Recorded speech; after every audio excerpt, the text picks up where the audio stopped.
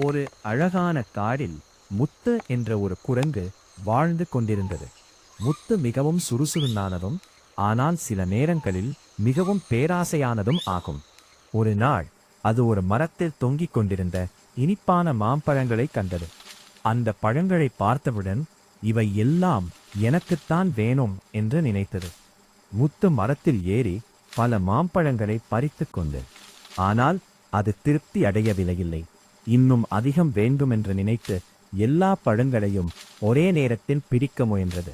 அதன் கைகளில் ஏற்கனவே இருந்த பழங்கள் கீழே விழ ஆரம்பித்தன.